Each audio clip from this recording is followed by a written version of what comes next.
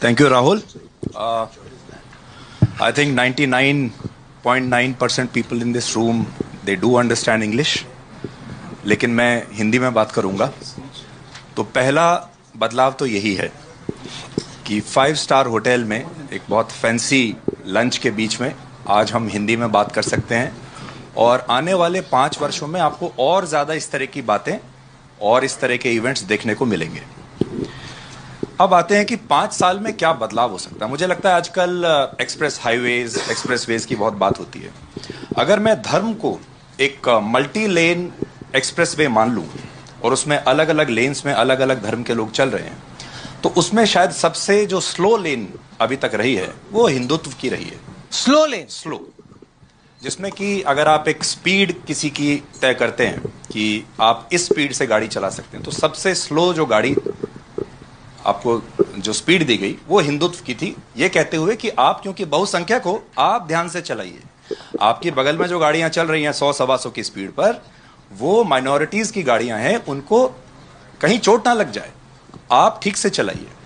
ठीक है। उसके बाद जब आप टोल देते हैं उस एक्सप्रेसवे पर, वो टोल भी शायद बाकियों के लिए फ्री है और एक जो आपकी बहुसंख्यक कम्युनिटी है वो हमेशा से ज्यादा टोल देती हुई आई है। अब उससे हुआ यह कि 75 वर्षों में उस बहुसंख्यक कम्युनिटी के अंदर एक रोष पैदा हुआ, एक गुस्सा पैदा हुआ। अब आगे क्या होगा, मैं 3 बातें बताना चाहता हूं। जैसा आपने कहा कि आरएसएस का एजेंडा लगभग पूरा हो गया, तो आरएसएस क्या करेगा? क्या आरएसएस घर में बैठ जाएगा? संघ क्या करेगा? तो जब हम मोदी 3.0 की बात करते हैं तो अब हमें आरएसएस 2.0 की बात करनी पड़ेगी। What is RSS 2.0? Do now. तो आरएसएस शायद अपने आप को थोड़ा रीइन्वेंट करेगा। संघ का एजेंडा शायद अब जागृति होगा, क्योंकि जो उन्होंने अचीव करना था वो हो गया। राम मंदिर को मैं देखता हूं कि राम मंदिर 1983 के वर्ल्ड कप जैसा है। 1983 का वर्ल्ड कप जब हमने जीता था तो पूरे देश में क्रिकेट को लेकर विश्वास आया था, हम अंडरडॉग हुआ करते थे, और उसके बाद तब से लेकर आज आप देखिए, आज हमारी तीनों टीम्स नंबर 1 टीम्स हैं और क्रिकेट में हम कहां आ गए। मुझे ऐसा लगता है कि दिस राम मंदिर movement was like 83 world cup for the Hindus.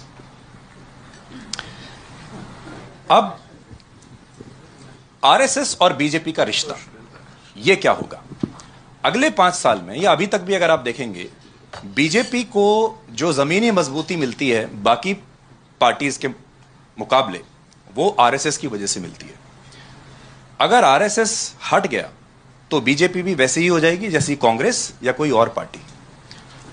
और अगर आरएसएस मजबूत हुआ और आरएसएस ने ये 100 करोड़ हिंदुओं की अवेकनिंग की, तो फिर बीजेपी को बीट करना बहुत मुश्किल होगा, क्योंकि the major differentiation between BJP and other parties is that other parties do not have a ground organisation like RSS working for them.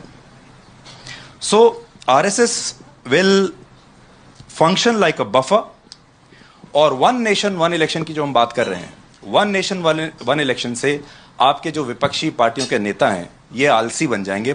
लोगों को शायद बुरा लगे, लेकिन ये आलसी बन जाएंगे, क्योंकि इनको हर साल 6 महीने में जो एक पावर का एक बूस्टर मिलता था पहले, कि आपने एक छोटा सा चुनाव जीत लिया, उसके बाद हवा बन गई, फिर किसी ने एक और छोटा चुनाव जीत लिया, वो हवा बन गई। वो 5 साल तक जो एक धैर्य चाहिए होता है राजनीति में, वो मुझे लगता है कि बहुत कम हमारे देश में ऐसे नेता और पार्टियां होंगी जो 5 साल बिना सत्ता के बाहर रह सकते हैं, या मे बी 10 या 15 साल भी बाहर रह सकते हैं। तो मुझे ऐसा लगा कि शायद बीजेपी हिंदुत्व को कलेक्टिवली एक अवेकनिंग का एक मोमेंट देकर अपनी तरफ करेगी, आरएसएस उसमें बहुत मदद करेगी।